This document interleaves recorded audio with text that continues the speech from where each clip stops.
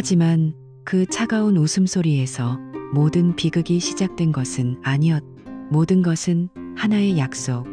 9년 전 우리가 허름한 떡볶이집에서 나누었던 맹세에서부터 시작되었다. 우리, 민중과 서연, 우리는 모두가 부러워하는 커플이었. 고등학교 복도에서 처음 마주친 순간부터 9년이라는 세월이 흐르는 동안 우리의 이야기는 한편의 완벽한 영화와도 같았다. 풋풋한 첫사랑이 견고한 믿음으로 자라났고 주변 사람들은 늘 우리를 보며 진정한 사랑이 저런 것이라 말했. 함께 낡은 자취방에서 라면을 끓여 먹으며 미래를 그렸고 경기도 외곽에 마침내 우리만의 작은 전원주택을 마련했을 때 우리는 세상 모든 것을 가진 듯 행복했. 나는 명망 있는 로펌의 변호사로, 서연은 언젠가 빛날 배우의 꿈을 꾸며 우리의 삶은 완벽한 위장 아래 아름답게 빛나고 있었다. 우리는 서로의 눈만 봐도 무슨 생각을 하는지 알 수 있다고 믿었다. 적어도 나는 그렇게 믿었다. 하지만 영원할 것 같던 그 빛은 한순간에 꺼져버렸. 내가 다니던 로펌이 갑작스러운 대표의 횡령 스캔들로 문을 닫으면서 나는 하루아침에 직장을 잃었. 견고했던 성벽이 무너져 내리는 순간이었다. 웃음소리가 가득했던 집은 무거운 침묵에 잠겼고 매달 다가오는 대출 상환일은 숨통을 조여오는 올가미와 같았. 식탁 위에는 독촉장들이 소리 없이 쌓여갔고 우리는 애써 그 종이들을 외면했. 나의 무력감은 밤마다 악몽이 되어 찾아왔. 우리의 완벽했던 세상에 닥친 첫 번째 재정 위기였.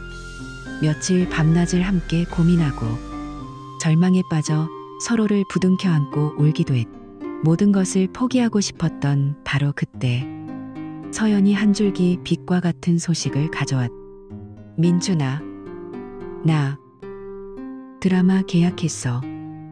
그녀의 목소리는 희망으로 가득 차 있었다.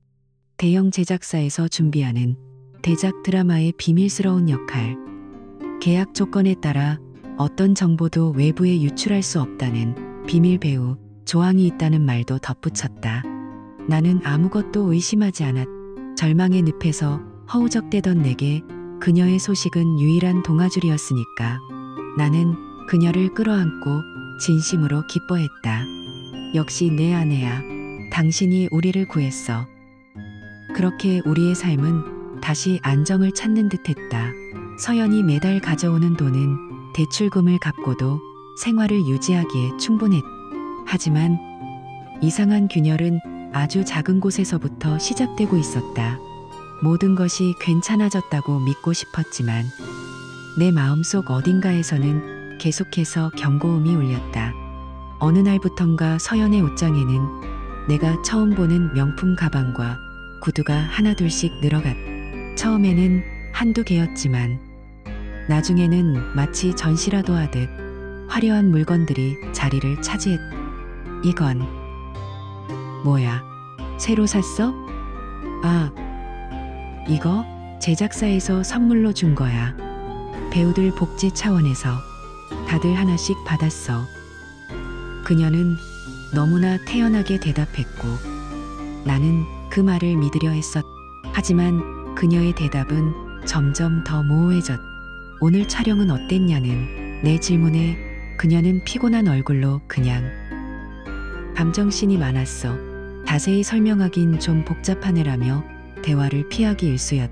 그녀의 눈은 나를 보고 있었지만 초점은 항상 다른 곳을 향해 있었다. 밤늦게 걸려온 전화를 받을 때면 그녀는 굳이 베란다로 나가 창문을 닫고 소곤거리며 통화했. 그 뒷모습을 볼 때마다 나는 심장이 차갑게 식는 것을 느꼈다. 누구와 통화하는 걸까? 왜 나에게 숨기는 걸까? 의심의 씨앗은 아주 천천히 하지만 분명하게 내 마음속에서 자라나고 있었. 결정적인 사건은 어느 저녁에 일어났. 그녀의 화장대 위에서 나는 눈부시게 빛나는 다이아몬드가 밝힌 브로치를 발견했. 전문적인 지식은 없었지만 그 영롱한 빛깔과 정교한 세공은 결코 평범한 소품이 아님을 말해주고 있었다. 누가 봐도 수백만 원은 좋게 넘을 고가의 물건이었다. 내 손에 들린 브로치를 본 서연의 얼굴이 순간 굳어졌다. 이것도 제작사 선물이야? 내 목소리에는 나도 모르게 날이 서 있었다. 그 순간 나는 더 이상 바보가 되고 싶지 않았다. 민준 씨, 그냥 소품이야. 촬영 때 쓰는 거라고. 왜 그렇게 예민하게 굴어? 요즘 당신 이상한 거 알아? 그녀는 처음으로 내게 짜증 섞인 목소리를 냈고 그 순간 나는 깨달았다. 우리 사이에 보이지 않는 벽이 생겨버렸다는 것을. 그녀의 분노는 진실을 숨기기 위한 방패였다. 그 브로치는 단순한 소품이 아니었다. 그것은 우리의 완벽한 위장에 생긴 첫 번째 그리고 가장 선명한 균열이었다. 그 후로 나는 더 이상 묻지 않았다. 묻는 것이 두려웠다. 진실을 마주할 용기가 없었다. 나는 공익소송을 주로 다루는 작은 법률사무소에 재취업했다. 줄어든 연봉에도 보람을 느끼며 스스로를 위로했다. 서연의 비밀을 애써 외면하며 그저 이 거짓된 평화가 깨지지 않기만을 바랐다. 그래, 그녀가 우리를 위해 애쓰고 있는 거야. 내가 더 믿어줘야 해. 나는 매일 밤 주문처럼 되뇌었다. 그러던 어느 날 오후였다. 회의를 마치고 내 자리로 돌아왔을 때 책상 한가운데에 놓인 새하얀 봉투 하나가 눈에 들어왔다. 아무런 장식도 글씨도 없는 깨끗한 흰 봉투. 보내는 사람의 이름조차 적혀있지 않았다. 오직 타이핑된 내 이름 석자만이 차갑게 박혀있었다. 심장이 이유 없이 쿵 하고 내려앉았다. 그 봉투는 아무 무게도 없었지만 내 인생 전체를 짓누르는 듯한 기분이었다. 나는 그것을 열어야만 했다. 판도라의 상자라는 것을 직감하면서도 손을 뻗을 수밖에 없었다. 안에서 흘러나온 것은 서너 장의 고화질 사진이었다. 첫 번째 사진을 보는 순간 숨이 멎었다. 세상의 모든 소리가 사라지고 오직 내 심장이 미친 듯이 울리는 소리만 귓가에 맴돌았다. 사진 속에는 분명 내 안에 서연이 있었다. 하지만 그곳에 있는 여자는 내가 아는 서연이 아니었다. 화려한 샹들리에 아래 몸의 곡선이 그대로 드러나는 값비싼 실크 드레스를 입은 그녀는 낯선 남자와 몸을 밀착한 채 웃고 있었다. 내가 한 번도 본 적 없는 계산적이고 매혹적인 미소였다. 그 미소는 나를 향한 사랑스러운 웃음이 아니라 무언가를 얻어내기 위한 노련한 기술처럼 보였다. 남자의 얼굴은 교묘하게 그림자에 가려졌지만 그의 손목에 번쩍이는 명품 시계와 딱 떨어지는 양복은 그의 재력을 짐작게 했다. 서연의 손은 그의 어깨를 감싸고 있었고 그 모습은 구역질이 날 만큼 다정했다. 이 여자가 정말 내가 지난 9년간 사랑했던 그 여자인가? 아니야. 이건 아니야. 나는 미친 사람처럼 중얼거리며 다른 사진으로 손을 뻗었다. 손이 덜덜 떨려 사진을 제대로 잡을 수조차 없었다. 하지만 다음 사진은 더 끔찍했다. 장소는 엘리시안 필드. 엘리시안 필즈라는 로고가 희미하게 보이는 고급스러운 바. 서연은 여러 명의 남자들에게 둘러싸여 술을 따르고 있었다. 그녀의 웃음소리가 사진을 뚫고 나오는 것 같았다. 이것은 드라마 촬영 현장이 아니었다. 그곳은 명백한 고급 룸살롱이었다. 내 아내는 배우가 아니라 그곳의 상품이었다. 머릿속이 하얘졌다. 이것은 악의적인 장난일 거야. 누군가 서연과 닮은 사람을 찍어 나를 괴롭히는 거겠지. 세상에 닮은 사람은 얼마든지 있으니까. 하지만 마지막 사진을 본 순간 그 신락 같은 자기기만마저 산산조각 났다. 사진 속 여자의 목에 걸린 목걸이. 그것은 작년 내 생일에 내가 선물한 것이었다. 세상에 단 하나뿐인 내가 직접 디자인에 참여했던 목걸이. 부정할 수 없는 현실이 비수처럼 날아와 심장에 밝혔다. 분노가 머리끝까지 차올랐다. 당장 집으로 달려가 그녀의 머리채를 잡고 이 사진들을 얼굴에 던져버리고 싶었다. 이게 네가 말한 비밀스러운 연기였어? 소리치고 싶었다. 하지만 그 순간 변호사로서의 냉철한 이성이 감정을 억눌렀다. 지금 감정적으로 대처하면 모든 것을 망친다. 그녀는 분명 울면서 부인할 테고 오히려 나를 의부증 환자로 몰아갈 것이다. 그녀의 눈물과 연기 앞에서 나는 또다시 무너질지도 모른다. 안 돼. 이번에는 아니다. 증거. 지금 내게 필요한 것은 감정이 아니라 반박할 수 없는 완벽한 증거였다. 나는 곧바로 수화기를 들었다. 과거에 몇 번인가 일 처리를 맡겼던 사설 탐정 강 실장의 번호였다. 그는 말이 없고 무뚝뚝했지만 일 하나는 기계처럼 정확하고 냉혹하게 처리하는 사람이었다. 약속 장소에 나간 나는 강 실장에게 사진 한 장과 두둑한 현금 봉투를 건넸다. 그는 사진을 힐끗 보고는 아무 말 없이 봉투를 안주머니에 챙겼다. 그의 무표정한 얼굴에서 나는 오히려 안도감을 느꼈다. 그는 이 추잡한 진실에 어떤 감정도 섞지 않을 것이다. 아내분에 대한 모든 것을 알아봐 주십시오. 특히 저 사진 속 장소와 남자들에 대해서요. 돈은 얼마가 들어도 상관없습니다. 강 실장은 그저 고개를 한번 끄덕였다. 이틀 드리겠습니다. 그의 짧은 한마디는 그 어떤 약속보다 더 믿음직했다. 그리고 정확히 48시간 후 내 개인 메일로 암호화된 파일 하나가 도착했다. 파일명은 보고서. 나는 떨리는 손으로 파일을 열었다. 보고서의 내용은 충격 그 자체였다. 강 실장의 보고서는 한 편의 잔혹한 다큐멘터리였다. 사진 속 장소는 강남에서도 VVIP들만 출입한다는 회원제 룸살롱 엘리시안 필드. 보고서에 따르면 서연은 그곳에서 벨라라는 가명으로 불리며 가장 예약하기 힘든 에이스 중 한 명이었다. 보고서에는 그녀의 출입 기록까지 상세히 적혀 있었다. 거의 매일 밤 내가 잠든 시간에 그녀는 그곳으로 출근했다.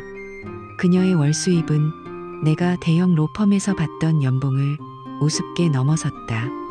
우리가 빚을 갚아주던 그 돈은 그녀의 연기가 아니라 치욕과 맞바꾼 대가였다. 하지만 나를 정말로 미치게 만든 것은 보고서 마지막에 첨부된 주요 고객 리스트였다. 수많은 기업인과 유명인들의 이름이 나열되어 있었다.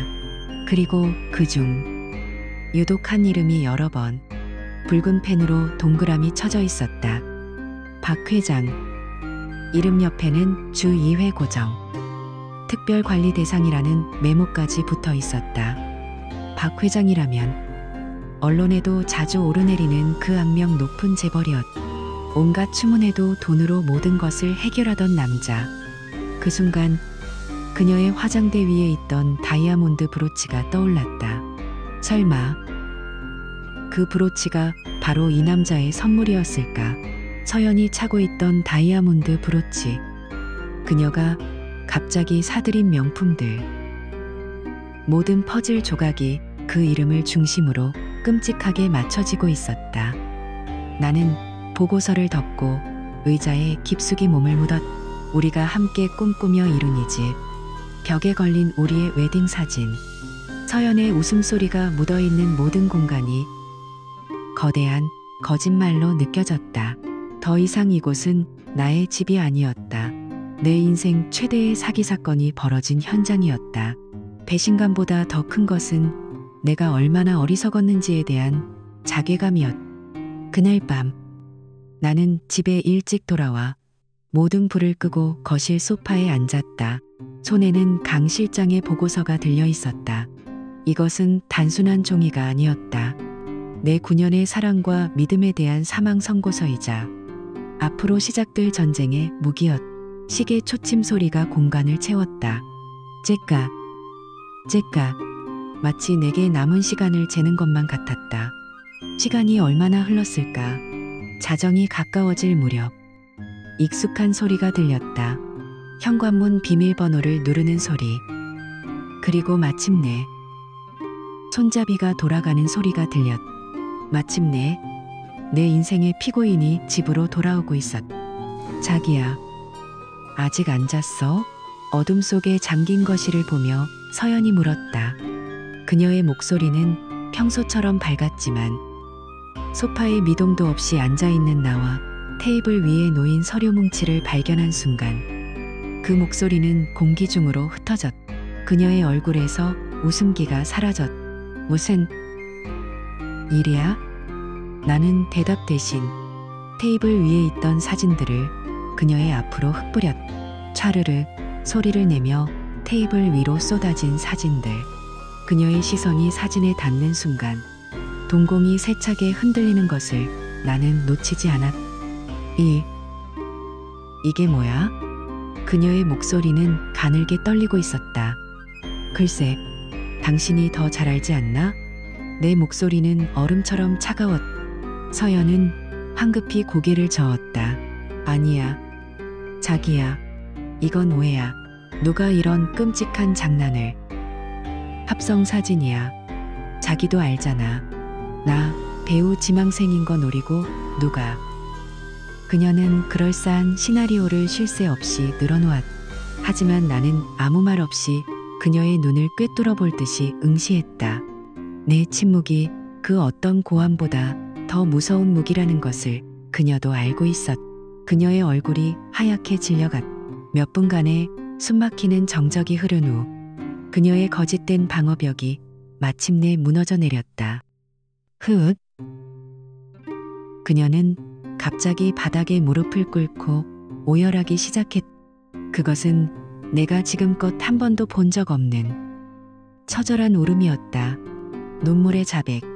그녀의 마지막 연기가 시작된 것이다. 미안해. 민준아. 정말 미안해. 그녀는 내 다리를 붙잡고 애원했. 하지만 다 우리를 위해서였어. 당신 직장 잃고 우리 집까지 넘어갈 판이었잖아. 당신이 매일 밤 잠 못 들고 괴로워하는 모습을 더는 볼 수가 없었다고. 내가 할 수 있는 건 정말 이것밖에 없었어. 매일 밤이 지옥 같았지만 당신 얼굴 생각하면서 버텼단 말이야. 그녀의 눈물은 진심처럼 보였다. 9년간 사랑했던 여자의 눈물 앞에서 내 마음은 속수무책으로 흔들렸다. 머릿속의 이성은 소리쳤다. 쇼하지 마. 저 눈물에 속지 마. 하지만 9년의 세월이 만든 심장은 그녀의 눈물에 녹아내리고 있었다. 그녀는 내 손을 잡고 눈물로 젖은 얼굴을 비볐. 오늘 당장 그만둘게. 정말이야. 다신 그 근처에도 안 갈게. 제발. 제발 나한테 한 번만 더 기회를 줘. 응? 우리 다시 시작할 수 있잖아. 두 번째 기회. 그 얼마나 달콤하고도 위험한 말인가. 나는 폐허가 된 내 마음을 들여다보았. 잿더미 속에서도 아직 꺼지지 않은 작은 불씨가 남아있었. 그녀를 향한 미련. 그리고 9년의 세월에 대한 애착이었다. 어쩌면, 정말 어쩌면 그녀의 말이 진심일지도 모른다는 마지막 희망이었다. 알았어. 나도 모르게 대답이 흘러나왔. 대신 조건이 있어. 내일 당장 그만둬. 내 눈앞에서. 다음 날 나는 약속대로 그녀와 함께 강남의 엘리시안 필드로 향했. 낮에 본 그곳은 밤의 화려함은 온데간데 없이 그저 저속한 욕망이 들끓는 소굴처럼 보였. 굳게 닫힌 문 앞에서 매니저로 보이는 남자가 우리를 맞았다. 그는 나를 위아래로 훑어보더니 비웃음인지 미소인지 알 수 없는 표정을 지었다. 그 눈빛은 마치 내까짓게 여길 왜? 라고 말하는 것 같았다. 서연이 떨리는 목소리로 그만두겠다고 말했을 때 남자는 피식 웃으며 내게 말했다. 아, 그러신가요? 벨라 씨, 사장님께서 많이 아쉬워하시겠네요. 특히 박 회장님께서. 벨라 씨를 얼마나 아끼시는데 지난주에 선물하신 브로치는 마음에 드셨나 모르겠네. 박 회장이라는 이름과 브로치라는 단어가 내 귀에 대모처럼 밝혔다. 그는 의도적으로 내게 상처를 주고 있었다. 나는 서연의 팔을 거칠게 잡아 끌고 그곳을 빠져나왔다. 차 안에서 서연은 아무 말도 하지 않았다. 그저 창밖만 바라보며 조용히 눈물을 흘릴 뿐이었다. 그 후 우리 집에는 거짓된 평화가 찾아왔다. 서연은 정말 모든 것을 정리한 듯 보였다. 그녀는 매일 저녁 정성껏 식사를 준비했고 주말이면 내 손을 잡고 공원을 산책했다. 하지만 그 모든 것은 어색한 연극 같았다. 우리는 한 침대에서 잠을 잤지만 서로의 몸에 손끝 하나 대지 않았다. 식탁에서는 아무 말 없이 밥만 먹었고 가끔 눈이 마주치면 어색하게 고개를 돌렸다. 무너진 신뢰는 투명한 유리벽이 되어 우리 사이를 가로막고 있었다. 나는 미쳐가고 있었다. 밤마다 그녀가 잠든 사이 몰래 그녀의 휴대폰을 뒤졌다. 통화 목록, 메시지, SNS까지. 하지만 어떤 의심스러운 흔적도 찾을 수 없었다. 증거를 찾지 못할수록 내 의심은 더 깊은 병이 되어갔다. 내가 너무 과민한 걸까? 그녀는 정말 변한 걸까? 나는 스스로를 다그치며 이 위태로운 평화를 지키려 애썼다. 그래, 이대로 시간이 흐르면 모든 게 괜찮아질지도 모른다. 어쩌면 우리는 다시 예전으로 돌아갈 수 있을지도. 그렇게 한 달이 흘렀을 무렵이었다. 마침 힘든 공익 소송 하나를 승소로 이끌고 오랜만에 만족스러운 기분으로 퇴근을 준비하고 있었다. 바로 그때였다. 사무실에서 서류를 검토하던 내 휴대폰이 짧게 울렸다. 모르는 번호로 온 문자 한 통이었다. 당신 아내는 단 한 번도 그만둔 적 없습니다. 당신은 처음부터 끝까지 속고 있었어요. 모든 진실을 알고 싶다면 연락 주시죠. 순간 세상이 무너져 내렸다. 내가 필사적으로 지키려 했던 거짓된 평화가 산산조각 나는 소리가 들렸다. 손이 떨려 휴대폰을 떨어뜨릴 뻔했다. 심장이 얼어붙는다는 것이 어떤 느낌인지 나는 그날 밤 처음으로 깨달았다. 무슨 말을 하고 싶으신 겁니까? 나는 본론부터 물었다. 더 이상 예의를 차릴 기분도 시간을 낭비할 여유도 없었다. 혜인은 내 눈을 피하지 않고 똑바로 마주 보았다. 김민준 변호사님, 지금부터 제가 드리는 말씀은 많이 고통스러울 겁니다. 감당하실 수 있겠어요? 그녀의 목소리는 동정심과 경고를 동시에 담고 있었다. 상관없습니다. 말씀하시죠. 그녀는 잠시 숨을 고르더니 잔인한 진실을 한꺼풀씩 벗겨내기 시작했다. 그녀 역시 엘리시안 필드에서 일했으며 서연, 아니 벨라와는 동료였다고 했다. 그리고 그녀가 들려준 이야기는 내 마지막 남은 기대를 무참히 짓밟았다. 서연 씨는 어쩔 수 없이 그 일을 한 게 아니에요. 혜인의 목소리는 차분했지만 그 내용은 비수와 같았다. 오히려 그 생활 자체를 즐겼어요. 돈, 명품, 그리고 남자들이 자신에게 쩔쩔매는 그 권력까지도요. 그녀에게 그곳은 생존을 위한 지옥이 아니라 욕망을 채우는 천국이었어요. 머리를 한 대 세게 얻어맞은 듯한 충격이 밀려왔다. 아니야. 그녀는 우리 집을 지키기 위해서였다고. 내 앞에서 그렇게 울면서 빌었잖아. 거짓말이겠죠. 당신이 뭘 안다고. 내 목소리는 힘없이 떨렸다. 내 반박에 혜인은 안타깝다는 듯 나를 바라보았다. 그럴 줄 알았어요. 아직도 믿고 싶으시겠죠. 그래서 이걸 가져왔어요. 그녀는 가방에서 작은 USB 하나를 꺼내 내 앞으로 밀었다. 서연 씨의 진심이에요. 직접 들어보세요. 사랑하는 남편을 어떻게 생각하는지. 나는 떨리는 손으로 노트북에 USB를 꽂고 이어폰을 꼈다. 재생 버튼을 누르자 세상에서 가장 익숙하고도 낯선 목소리가 흘러나왔다. 서연의 목소리였다. 푸하하. 우리 민준 씨? 착하긴 한데 솔직히 좀 순진하고 답답하지. 이 바닥 물정 모르는 샌님 변호사가 뭘 알겠어. 자기가 벌어다 주는 돈으로 겨우 집 대출 맡고 있는 것도 모르고 말이야. 내가 밖에서 무슨 짓을 하고 다니는지 꿈에도 모를걸. 함께 있던 다른 여자의 웃음소리가 들렸다. 그리고 이어진 서연의 말은 내 심장을 그대로 꿰뚫었. 이 생활 절대 포기 못해. 평생 라면만 먹고 살 순 없잖아. 가끔 불쌍한 척 눈물 좀 흘려주면 우리 착한 남편은 또 다 믿어버리거든. 정말 다루기 쉬워서 좋아. 순진한 건 죄라니까. 녹음 파일이 끝났. 하지만 나는 한동안 이어폰을 빼지 못했. 서연의 경멸적인 웃음소리가 귓가에서 무한히 반복 재생되는 것 같았다. 다루기 쉬워서 좋아. 9년의 사랑이 한마디로 정의되는 순간이었. 나는 사기꾼의 완벽한 호구였을 뿐이다. 내 사랑은, 내 믿음은 그녀에게 그저 편리한 도구에 불과했. 한참의 침묵 끝에 나는 간신히 목소리를 쥐어짰다. 왜 저한테 이런 걸 알려주시는 겁니까? 당신이 얻는 게 뭐죠? 혜인의 눈빛이 순간 차갑게 번뜩였. 그녀는 창밖을 바라보며 나지막이 말했다. 박 회장, 그 인간은 대가를 치러야 해요. 서연 씨는 그저 그 대가의 일부일 뿐이고. 그녀는 더 이상 설명하지 않았다.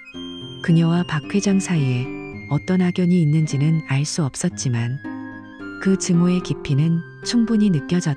그녀는 복수를 위해 나를 이용하는 것일지도 몰랐. 하지만 상관없었다. 지금 우리에겐 공동의 적이 있었으니까. 바로 그때였다. 카페 문이 열리며 말끔한 정장 차림의 남자가 성큼성큼 우리 테이블로 다가왔다. 마치 이 순간을 기다렸다는 듯이. 김민준 씨 맞으십니까?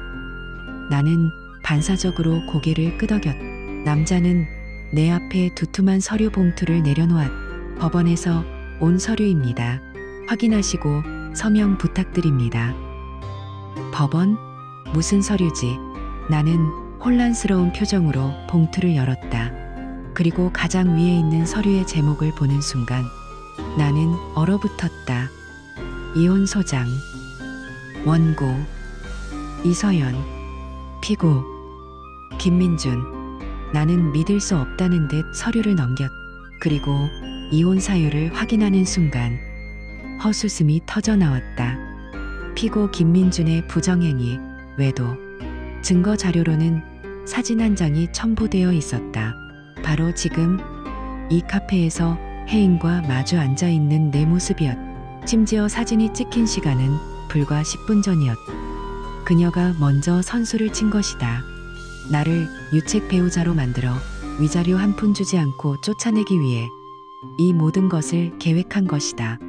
내가 받은 익명의 문자는 나를 이 함정으로 끌어들이기 위한 미끼였. 내 안에서 무언가 뚝 하고 끊어졌다. 슬픔이 아니었다. 그것은 차갑고 단단한 분노였. 그녀는 내게 전쟁을 선포했. 그렇다면 변호사 김민준이 응해줘야지. 이제 더 이상 사랑에 속고 눈물에 흔들리는 순진한 남편은 없다. 오직 냉혹한 법으로 심판하는 변호사만 있을 뿐이다. 먼저 입을 연 것은 서연 측 변호사였. 그는 능숙한 연기자처럼 비통한 표정을 지으며 서연이 지난 몇 년간 얼마나 끔찍한 정신적 학대와 무관심 속에서 살아왔는지에 대해 열변을 토했다. 내가 직장을 잃었을 때 그녀가 얼마나 헌신적으로 가정을 지키려 노력했는지. 하지만 내가 재취업에 성공한 후 어떻게 그녀를 무시하고 경멸했는지에 대한 소설을 써내려갔. 방청석에 앉아있던 서연의 가족들은 그의 말에 맞춰 고개를 끄덕이며 눈물을 훔쳤. 완벽하게 짜인 각본이었. 나는 그저 말없이 그들의 저열한 연극을 지켜보았. 내 옆에 변호사가 내 손을 가볍게 쥐었지만 나는 괜찮다는 듯 고개를 저었. 아직 때가 아니었다. 서연의 변호사는 잠시 말을 멈추고 비장한 표정으로 판사를 향해 말했. 그리고 원고가 이 모든 모욕을 견뎌야만 했던 가장 큰 이유가 있습니다. 바로 두 사람 사이에 있는 딸 때문입니다. 그 말이 끝나자마자 법정문이 열리고 11살쯤 되어 보이는 여자아이가 안으로 들어왔. 서연을 꼭 빼닮은, 하지만 겁에 질린 눈으로 주위를 두리번거리는 아이였. 순간 법정, 아니 술렁였. 내 머릿속에서는 수많은 퍼즐 조각이 한꺼번에 맞춰지며 끔찍한 그림 하나가 완성되었다. 고등학교 시절 서연이 건강상의 문제로 1년 휴학했다던 그 비밀. 그녀가 왜 그토록 자신의 과거를 숨기려 했는지, 왜 항상 비밀이 많았는지 모든 것이 명확해졌다. 그녀는 나를 만나기 전 이미 아이의 엄마였던 것이다. 그리고 9년의 결혼 생활 내내 나를 완벽하게 속여왔. 서연의 변호사는 회심의 미소를 지으며 말을 이었. 피고는 자신의 아이를 수년간 방치했으며 양육의 의무를 다하지 않았습니다. 이는 명백한 아동유기입니다. 이것이 그녀가 준비한 비장의 카드였다. 나를 파렴치 안으로 몰아 재산 분할에서 유리한 고지를 차지하고 양육비까지 뜯어내려는 속셈. 드디어 우리 측 차례가 되었다. 내 변호사는 자리에서 일어나 침착하지만 단호한 목소리로 반론을 시작했다. 존경하는 재판장님, 지금 원고 측은 사실관계를 심각하게 왜곡하며 재판을 진흙탕 싸움으로 몰고 가고 있습니다. 그는 강민철 탐정이 수집한 증거들을 하나씩 제시했다. 서연이 지난 몇 달간 드나들었던 고급 레스토랑과 명품 매장의 카드 내역서, 그리고 불과 일주일 전까지도 엘리시안 필드에서 근무하고 있는 모습이 담긴 고화질 사진들이 스크린에 나타났다. 사진 속 그녀는 누가 봐도 경제적 어려움과는 거리가 먼 화려하고 당당한 모습이었다.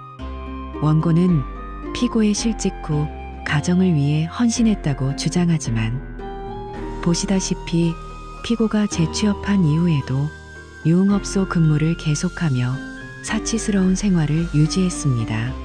이것이 과연 가정을 지키기 위한 희생이었을까요? 아니면 자신의 욕망을 위한 선택이었을까요? 서연의 얼굴에서 핏기가 가시는 것이 보였다. 그녀의 변호사 역시 당황한 기색이 역력했다. 하지만 이건 시작에 불과했다. 내 변호사는 잠시 숨을 고른 뒤 결정적인 한마디를 던졌. 증인을 신청합니다. 법정 안의 모든 시선이 그에게로 쏠렸다. 증인 이혜인 씨, 증인석으로 나와주시기 바랍니다. 그 이름이 불리는 순간 서연의 얼굴은 종이장처럼 하얗게 질렸다. 그녀는 믿을 수 없다는 듯 방청석을 두리번거렸. 방청석 한쪽에서 혜인이 조용히 일어서는 것을 보고는 그대로 얼어붙었다. 혜인은 조금도 흔들림 없는 걸음으로 증인석에 섰다. 그녀는 담담한 목소리로 자신이 누구이며 서연과 어떤 관계였는지, 그리고 서연이 평소 엘리시안 필드에서 어떤 생활을 했는지에 대해 증언했다. 서연 씨는 늘 말했어요. 자기 남편은 순진해서 자기가 하는 말을 다 믿는다고. 가끔 눈물만 보여주면 뭐든 용서해주는 쉬운 남자라고요. 마지막으로 내 변호사가 판사에게 말했. 재판장님, 이 사건의 진실을 명백히 밝혀줄 마지막 증거가 있습니다. 증인이 제출한 녹음 파일입니다. 재생을 허가해 주시기 바랍니다. 판사는 고개를 끄덕였. 잠시 후 법정 안 스피커를 통해 서연의 목소리가 울려 퍼졌. 푸하, 우리 민준 씨 착하긴 한데 솔직히 좀 순진하고 답답하지. 정말 다루기 쉬워서 좋아. 순진한 건 죄라니까.